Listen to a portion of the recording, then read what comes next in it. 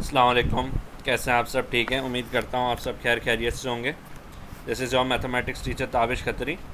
और आज की क्लास में बेटा मैंने सोचा क्योंकि आपके पेपर्स करीब आ रहे हैं तो कुछ पास पेपर क्वेश्चंस जो टॉपिक ज़्यादातर पेपर में टेस्ट किए जाते हैं उनके हम प्रैक्टिस कर लेते हैं। तो ये 3171 जो आपका पेपर हुआ था 2021 में, स्पेशल एग्ज़ाम P1 P2 मिला के कलेक्टिव जो 100 मार्क का पेपर हुआ था, जिसमें बड़ा ज़बरदस्त क्वेश्चन भी आया था, डब्ल्यू वाला क्वेश्चन जिस पे मीम्स बनी थी काफ़ी, जो बच्चों से नहीं हो रहा था, उस पेपर का ये एवरीडे मैथमेटिक्स का क्वेश्चन है तो हम डिस्कस कर रहे हैं। और भी हम पास पेपर के क्वेश्चंस डिस्कस करेंगे एवरीडे मैथमेटिक्स टॉपिक के। तो शुरू करते हैं, ज़रा देखते हैं क्या कह रहा है क्वेश्चन। नहीं, क्वेश्चन कह रहा है Zara works for 5 days each week, यानी एक हफ्ते में वो 5 घंटे काम करती हैं। Each day she works from 8 till 12:30।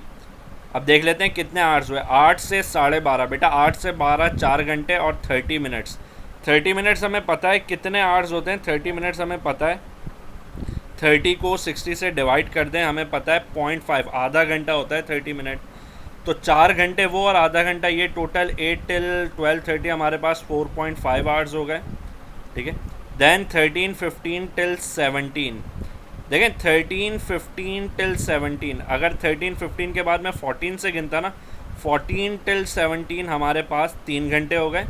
और 13 15 till 14 हमें पता है 45 मिनट हो गए ना, क्योंकि 60 मिनट्स के बाद आवर कंप्लीट हो जाता है। तो 3 घंटे ये और 45 मिनट वो। बेटा 45 मिनट का मतलब है 45 डिवाइडेड बाई 60 अगर मैं करूँ ना तो 0.75 आवर। तो 3 घंटे ये 14 till 17 और 13 15 till 14 0.75 आवर्स ये, तो ये होगा 3.75 आवर्स ये। ठीक है। एक दिन में इतना काम कर रही हैं, 4.5 आवर प्लस 3.75 आवर। तो इनको ऐड करके देखें ज़रा क्या आंसर आ रहा है। 4.5 प्लस 3.75 अगर मैं ऐड करूँ, आंसर आ रहा है 8.25 आवर। एक दिन में 8.25 आवर काम कर रही हैं, हफ्ते में 5 दिन काम कर रही हैं, एक घंटे के उनको $15.4 मिल रहे हैं। वो कह रहे हैं how work out how much Zara earns in 1 week. तो एक दिन में 8.25 आवर्स काम कर रही हैं, तो 5 दिन में कितने आवर्स काम करेंगी? बड़ा सीधा सा हिसाब है, 5 मल्टीप्लाइड बाई 8.25। तो अगर 8.25 को 5 से मल्टीप्लाई कर दें, कैलकुलेटर वर्जन है, 41.25 आवर्स आ रहे हैं। एक घंटे काम करने के 1 आवर के उनको $15.40 मिल रहे हैं। तो 41.25 आवर्स काम करने के कितने मिलेंगे? 15.40 मल्टीप्लाइड बाय 41.25, और मल्टीप्लाई कर दें इसको, क्या आंसर आ रहा है? जो भी आंसर आ रहा है हम एज इट इज़ लिख देंगे, $635.25। ठीक है। डॉलर में अमाउंट हम एग्जैक्ट लिख रहे होते हैं क्योंकि सेंट्स या किस प्रिसिशन में लिखना है मेंशन नहीं है। तो ये हमारे पास आंसर आ गया पहले पार्ट का। आवर्स हमने कैलकुलेट किए, 5 दिनों में टोटल कितने आवर्स लग रहे थे, 1 आवर की अमाउंट हमें पता थी, मल्टीप्लाई कर लिया and we get a final answer. ठीक हो गई बात? Okay. Then we have part B. Let's check part B क्या कह रहा है। Samuel works for 40 hours each week. एक घंटे में बेटा सैम्यूल 40 आवर्स वर्क कर रहा है। He is paid $13.6 per hour. Okay. He pays 7.5% of his total earning in tax. The rest of his earnings are paid into his bank account. देखें 40 घंटे वो हफ्ते में काम कर रहा है सैम्यूल, उसको एक घंटे काम करने की उजरत जो पैसे मिल रहे हैं, जो दिहाड़ी मिल रही है जिसको कहते हैं, वो है $13.6 एक घंटा काम करने के। ठीक है। तो सबसे पहले तो मैं 40 आवर्स से मल्टीप्लाई करके वो टोटल अमाउंट निकाल लूँगा बच्चों जो उसको मिल रहा होगा। 40 मल्टीप्लाइड बाय 13.6 अगर मैं कर लूँ तो it is going to be $544। ठीक है। फिर वो कह रहे हैं कि 7.5% जो है ना टोटल अर्निंग्स का, वो टैक्स में दे देता है।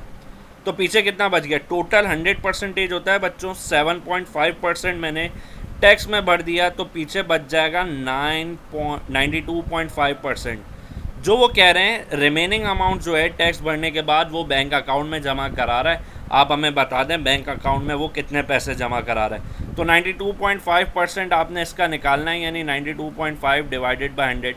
92.5% का तो यही मतलब है, ऑफ का मतलब मल्टीप्लाई 544। तो it is going to be, calculator से सॉल्व करें। $503.2 $503.2 बेटा वो बैंक अकाउंट में डिपॉजिट करवाएगा। ये उसी क्वेश्चन का पार्ट बी था, तो हमने देख लिया हमें कैसे सॉल्व करना है। ठीक है जनाब, क्वेश्चन नंबर 3 देख रहे हैं अब हम। ये थोड़ा सा इंटरेस्टिंग और नया क्वेश्चन है, मतलब यूजुअली बच्चों को इसमें कुछ प्रॉब्लम हुई। अब प्रॉब्लम क्या थी या इसमें कुछ ऐसा टेक्निकल था या नहीं था, ज़रा देख लेते हैं। लेकिन Jacob invest $750 in an account that page 2.1% per year simple interest. ठीक है, जेकब ने $750 अकाउंट में जमा करा दिए जो महीने साल का 2.1% इंटरेस्ट दे रहा है। सिंपल इंटरेस्ट लिखा हुआ है और आपको फ़र्क पता है सिंपल इंटरेस्ट और कंपाउंड इंटरेस्ट का। ठीक हो गई बात। मैरी इन्वेस्ट, अब कोई और खातून है, उन्होंने $750 इन्वेस्ट किया अकाउंट में जो P% per year compound interest दे रहा है। P की वैल्यू आपको नहीं पता, किस परसेंट पे वो पर ईयर कंपाउंड इंटरेस्ट देता है, यू डोंट नो। और उम्मीद यही है कि आपको आगे P ही कैलकुलेट करना होगा। अब यहाँ देख सकते हैं वो यही कह रहे हैं सवाल के आखिर में, ये वैल्यू P की आपको निकालनी है। फर्दर इन्फॉर्मेशन देखते हैं क्या कह रहे हैं। They each leave the money in their account for 5 years। Jacob ने भी अपना अमाउंट जो $750 जमा कराया था वो 5 साल के लिए अकाउंट में छोड़ दिया। मैरी ने भी जो $750 जमा कराए थे 5 साल के लिए अपने अकाउंट में ऐसे ही छोड़ दिए। वो कह रहे हैं at the end of 5 years there is the same amount of money in each account. 5 साल के बाद जब उन्होंने अमाउंट अपने कलेक्ट किए, एक पे सिंपल इंटरेस्ट लग रहा था, एक पे कंपाउंड इंटरेस्ट लग रहा था, दोनों को same amount of money receive हुआ। तो इस कंडीशन के हिसाब से आप हमें बता दें P की वैल्यू। ठीक है, तो जेकब मनी, दरअसल कंडीशन अगर मैं लिखूँ ना at the end of 5 year या at the end of 5th year,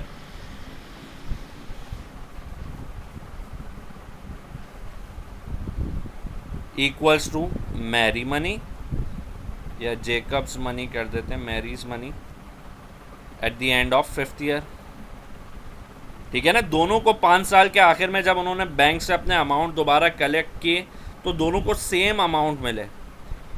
अब हमें देखना है जेकब को तो सिंपल इंटरेस्ट अप्लाई हो रहा था जेकब के अमाउंट पे। सिंपल इंटरेस्ट का फॉर्मूला आपने पढ़ा है, इंटरेस्ट बराबर होता है PRT/100। ये सिंपल इंटरेस्ट का फॉर्मूला है बेटा। ये सिर्फ इंटरेस्ट अमाउंट है, यानी जितना इजाफी अमाउंट होगा, हम टोटल अमाउंट की बात कर रहे हैं, टोटल अमाउंट बराबर है।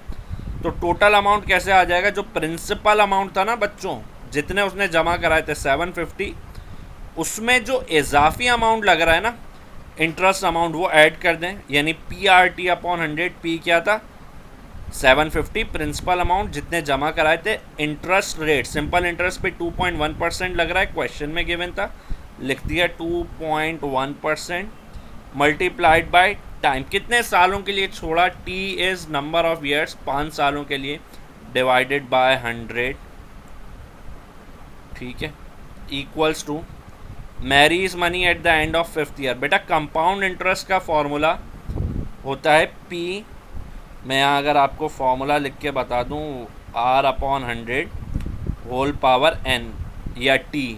Here N is number of years, R is interest rate, compound interest rate and P is principal amount। अच्छा, ये टोटल अमाउंट है, इंटरेस्ट अमाउंट नहीं है। ये फॉर्मूला आप यूज़ करते हैं टोटल अमाउंट जो कंपाउंड इंटरेस्ट पे लग रहा होता है, जो अमाउंट पे लग रहा होता है, उसके बाद ऐड होके जो टोटल अमाउंट बनता है ना, ये उसका फॉर्मूला है।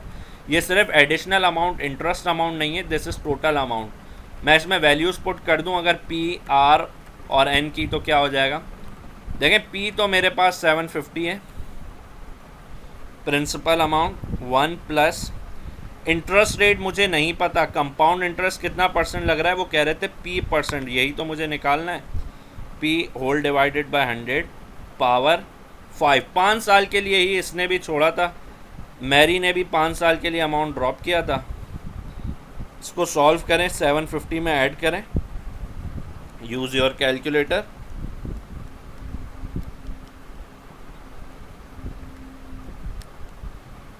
ठीक है, इट इज़ 828.75 और ये 750 यहाँ मल्टीप्लाई हो रहा था, वहाँ जाके divide, equals to 1 plus P over 100 whole power 5। ठीक है, इसको सिंप्लीफाई करें, divided by 750, it's 1.105 equals to 1 plus P over 100 power 5।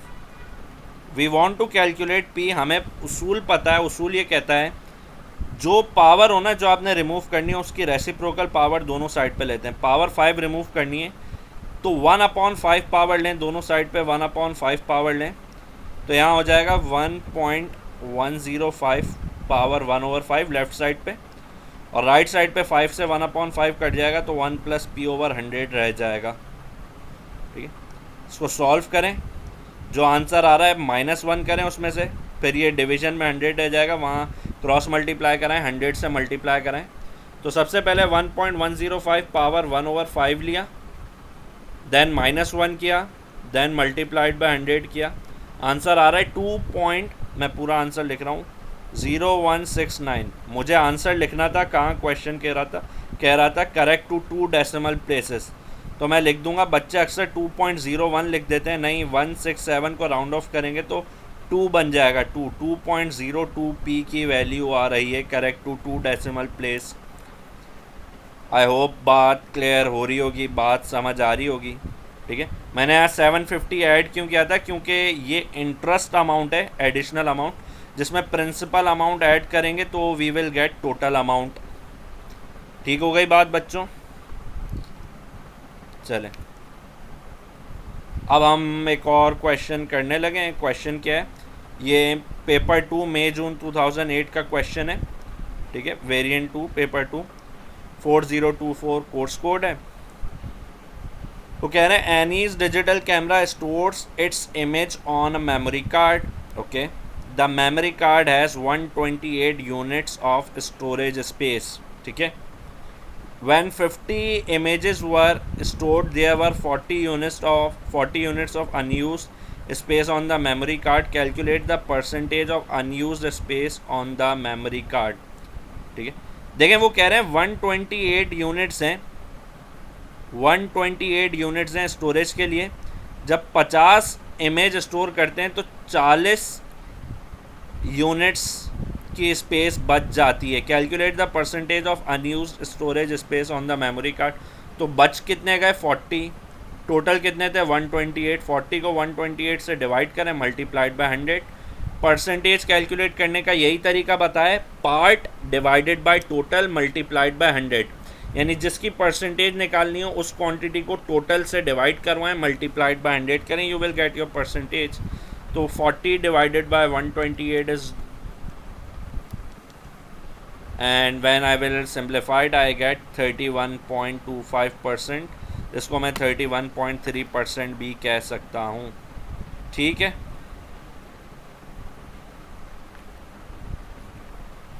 now calculate the average amount of storage space used by each image।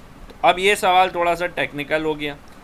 देखें, जब 50 पिक्चर्स खींची ना, 50 pictures, ठीक है, तो 40 यूनिट्स बच गए, 40 यूनिट्स बच गए 128 में से। यानी इस्तेमाल कितने हुए भाई? 40 बच गए तो इस्तेमाल कितने हुए? 128 टोटल थे, 40 बच गए तो इस्तेमाल कितने हुए? 40 माइनस कर दें, पता चल जाएगा आपको, 88 इस्तेमाल हुए। ठीक है, यानी 50 इमेज जब आपने खींचे तो 88 यूनिट्स यूज़ हो गए। 50 इमेजेस पे 88 यूनिट्स यूज़ हो गए। तो एक इमेज पे कितना यूनिट यूज़ हुआ होगा? आप दोनों साइड पे 50 से डिवाइड कर लें, because you want value for one image, each image.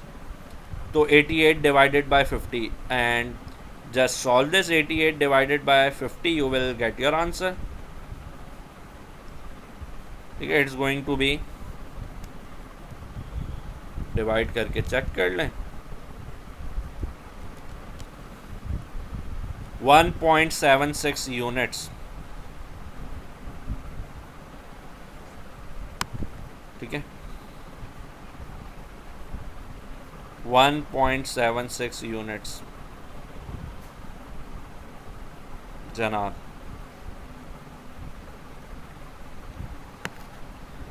सवाल देख लेते हैं क्या कह रहा है। सवाल कह रहा है shop A charge 60 cents for each photograph. Shop A जो है ना एक फ़ोटोग्राफ के लिए 60 सेंट्स चार्ज कर रही। Shop B charge 63 cents for each photograph and gave a discount on $1 on all purchases more than $10। Shop B एक एमएच का $63 सेंट्स चार्ज कर रही है और हर $10 के बाद वो $1 का डिस्काउंट दे रही, sorry, and gave a discount on $1 on all purchases more than $10। $10 से ज़्यादा जो परचेजेस होंगे उस पर वो $1 का डिस्काउंट भी देंगे। ठीक है। Annie bought 24 photographs from shop A and paid with $20 note, calculate the change she receive. तो शॉप ए का तो मसला ही बड़ा सीधा है। 60 सेंट्स की एक फ़ोटोग्राफ है। 60 सेंट्स का मतलब, चलें आप इसको सेंट्स में ही रखें पहले, चाहें तो डॉलर में भी कन्वर्ट कर सकते हैं। 24 फोटोग्राफ्स ख़रीदने हैं तो 60 सेंट्स एक फ़ोटोग्राफ की कॉस्ट है। 24 सेंट्स की क्या हो जाएगी, मल्टीप्लाई कर दें 24 से तो आपको पता चल जाएगा 60 मल्टीप्लाइड बाई 24। ये सेंट्स पता चल गया आपको। उसको कर दें आप डिवाइड बाय 100 तो आपको डॉलर्स भी पता चल जाएंगे। तो 14.4 डॉलर्स की कॉस्ट है जो उसको पे करनी पड़ेगी। $20 का नोट दिया था उसने, तो बाकी कितने बच गए आपको पता है। 20 में से 14.4 माइनस कर दें तो यू विल गेट $5.6। चाहें तो आप $5.6 भी लिख सकते हैं, चाहें तो आप ऐसे भी लिख सकते हैं $5। और $0.6 जो बचा है आपको पता है वो 60 सेंट्स है, तो $5.60 भी कह सकते हैं आप। Both will work here. ठीक है। अब वो कह रहे हैं find how much cheaper it was to buy 24 photographs from shop B than from shop A. ठीक है। तो शॉप बी में क्या है, 63 सेंट्स की है एक फ़ोटोग्राफ, लेकिन her on all purchases more than $10 उनको $1 का डिस्काउंट मिलेगा। तो 24 फ़ोटोग्राफ्स की पहले 63 सेंट्स के हिसाब से कॉस्ट निकालें और डिवाइड बाय 100 करें तो डॉलर में आ जाएगी। तो 63 multiplied by 24 divided by 100, it's going to be $15.12। अब हमें पता है कि $10 से ज़्यादा का ये अमाउंट है और शॉप बी पे ये ऑफ़र है कि अगर $10 से ज़्यादा परचेजिंग करेंगे तो $1 का डिस्काउंट है। दैट मीन्स अब अमाउंट मेरे पास जो पे करनी है विच इज़ $14.12। ठीक है। और वहाँ कितनी अमाउंट पे करनी थी, $14.4। तो दोनों में फ़र्क कितने का है, मुझे सस्ता कितना पड़ा। 14.4 में से अगर मैं $14.12 माइनस कर दूँ तो मुझे पता चल जाएगा कितना सस्ता पड़ा। ठीक है। Which is $0.28। $0.28 भी मैं कह सकता हूँ इतना सस्ता पड़ा शॉप बी से ख़रीदना, या मैं 28 सेंट्स भी कह सकता हूँ बिकॉज $1 इज़ 100 सेंट्स। 28 सेंट्स सस्ता पड़ा मुझे ख़रीदना शॉप बी से as compare to shop A, because वहाँ पे हर $10 के बाद मुझे हर $10 के परचेज़ के बाद $1 का डिस्काउंट भी मिल रहा है। ठीक है भाई। Find the smallest number of photographs for which it was cheaper to use shop B। ठीक है। अब ये सवाल थोड़ा ट्रिकी है, बच्चों को समझने में इसमें प्रॉब्लम हो सकती है। ठीक है बच्चों, तो हम बात कर रहे थे find the smallest number of photographs for which it was cheaper to use shop B. देखें बाज़ाहिर तो हमें पता है शॉप ए में ना एक फ़ोटोग्राफ की कॉस्ट हमें पता है क्या है, वो है 60 सेंट्स। ठीक है। For one photograph it cost us 60 cents to in shop A. और शॉप बी में क्या है, एक फ़ोटोग्राफ का 63 सेंट लग रहा है। ये हमें इन्फॉर्मेशन गिवन है, हम ऊपर देख भी चुके हैं। तो वो कह रहे हैं कि find the minimum number of photographs for which it was cheaper to use shop B. हमें शॉप बी यूज़ करने का फ़ायदा उस वक्त हो रहा था जब हमारी परचेज़ जो है वो $10 से ज़्यादा हो जाए। तो $10 से ज़्यादा परचेज़ पे शॉप बी पे ये ऑफ़र है, ये डील है कि आपको $1 का डिस्काउंट मिलेगा। यानी शॉप बी यूज़ करने का फ़ायदा उसी वक्त होगा जब आपके पास एटलीस्ट $10 का अमाउंट बन रहा हो। $10 का अमाउंट कब बनेगा? $10 का मतलब 1000 cent, because $1 is 100 cents, so $10 is 1000 cents. तो 1000 सेंट्स को मैं 63 सेंट से डिवाइड करूं तो मुझे पता चलेगा कितनी फ़ोटोग्राफ्स की रिक्वायरमेंट है टू ऑब्टेन, कितनी फ़ोटोग्राफ्स की रिक्वायरमेंट है to make amount 1000 cents which is $10।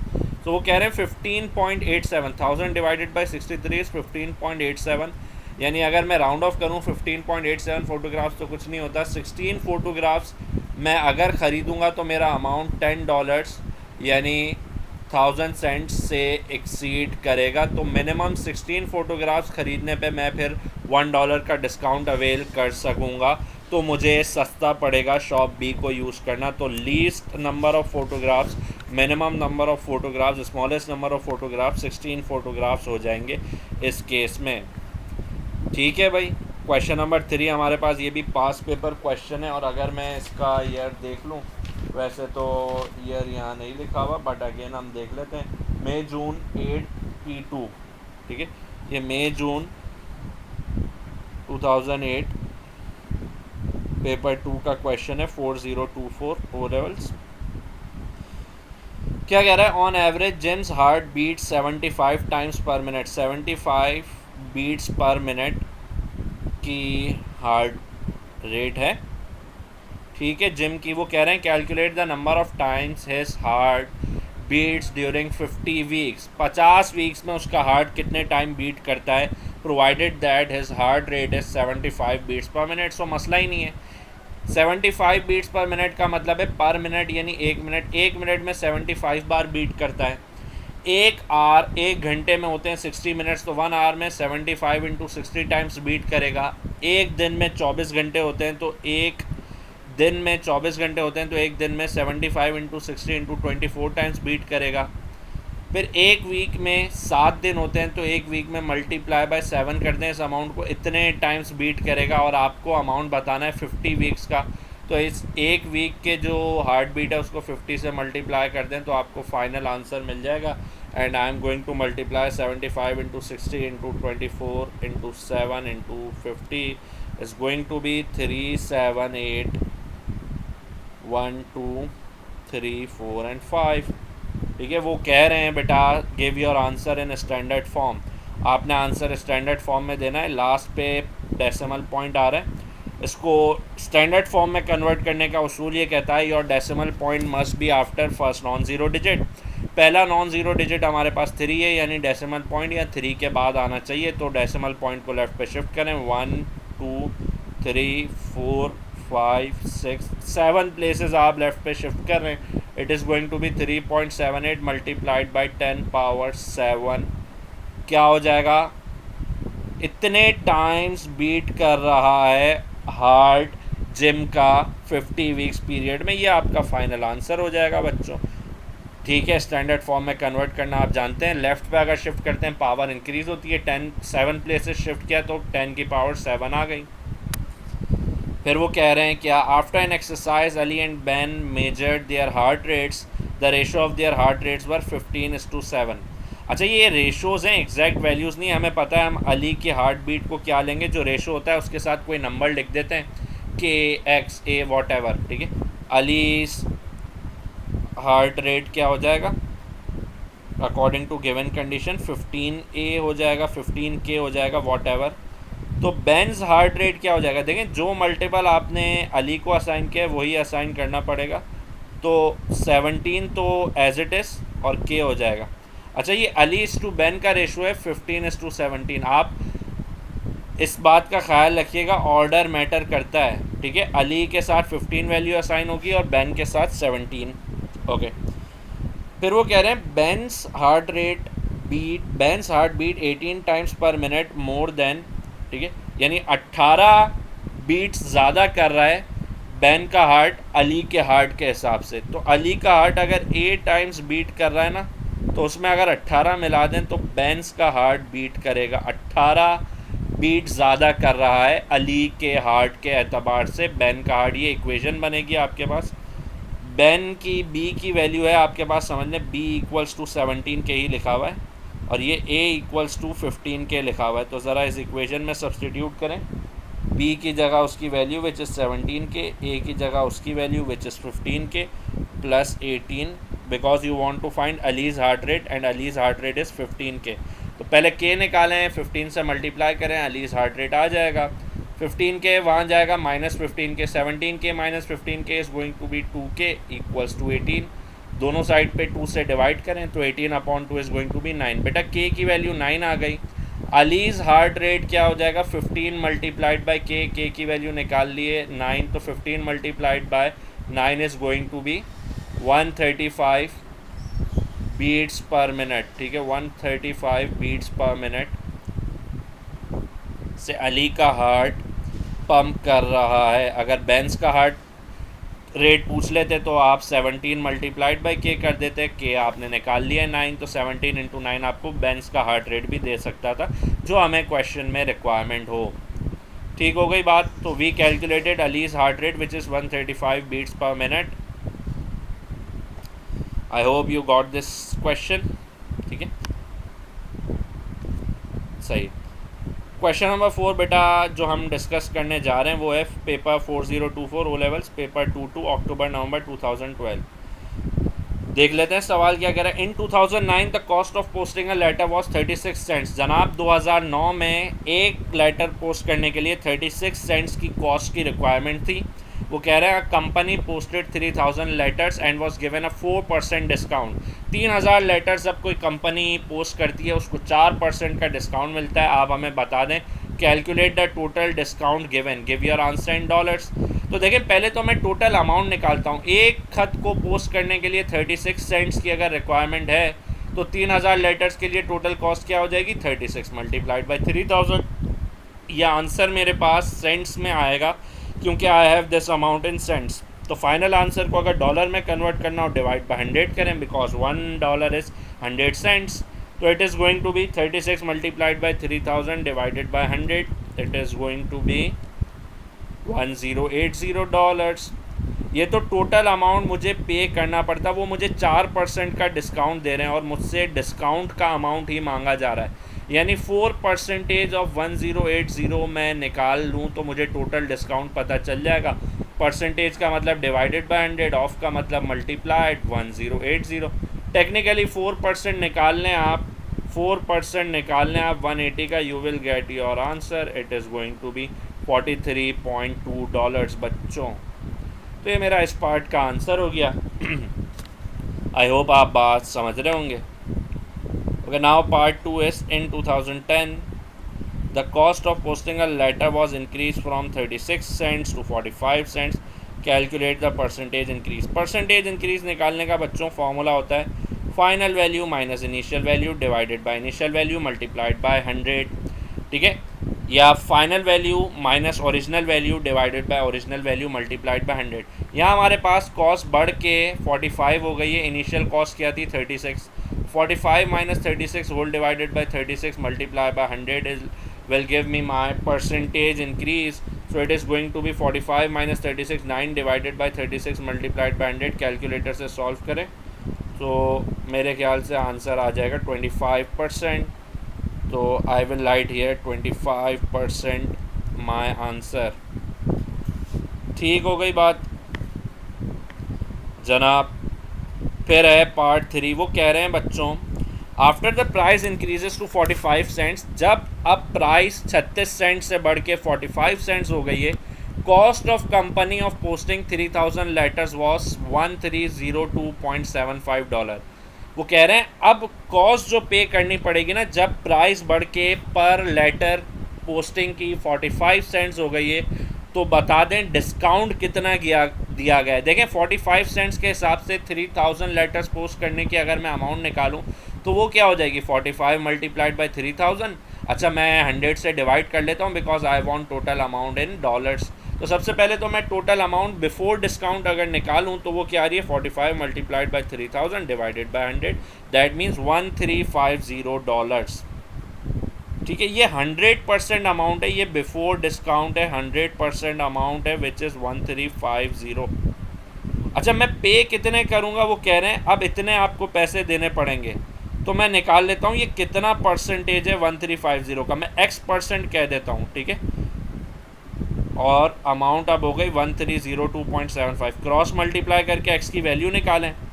100 multiplied by 1302.75 equals to x multiplied by 1350। तो x कैसे आएगा, दोनों साइड पे 1350 से डिवाइड कर दें, यानी x आ जाएगा 100 multiplied by 1302.75 upon 1350।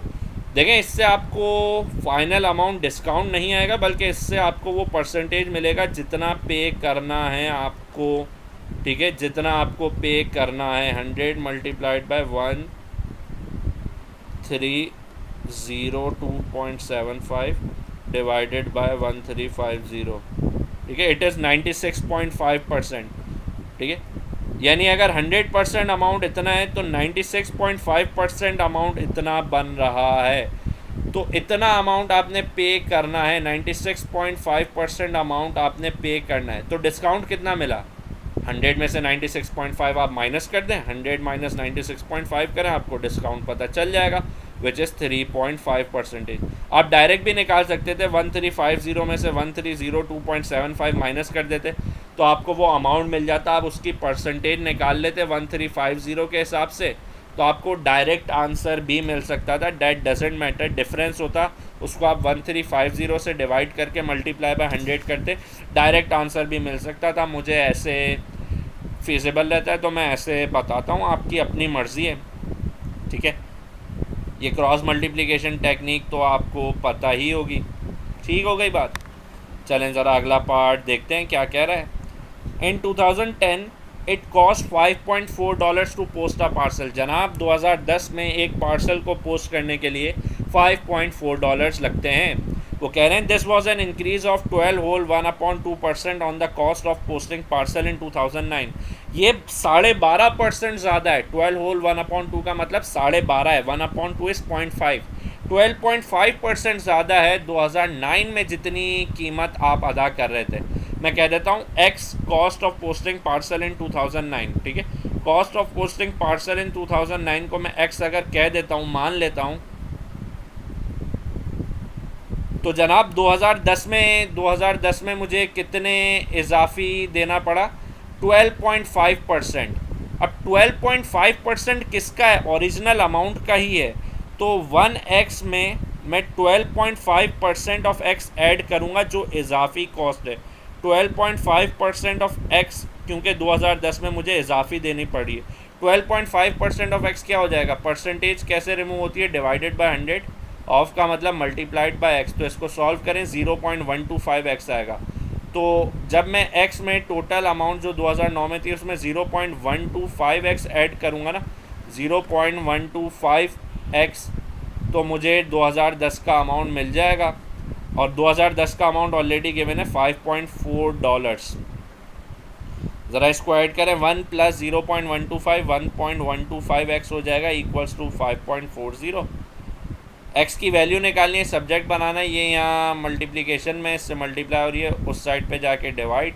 So 5.40 divided by 1.125, तो x कैसे आ जाएगा, 5.4 divided by 1.125, 5.4 divided by 1.125 and it is going to be $4.8।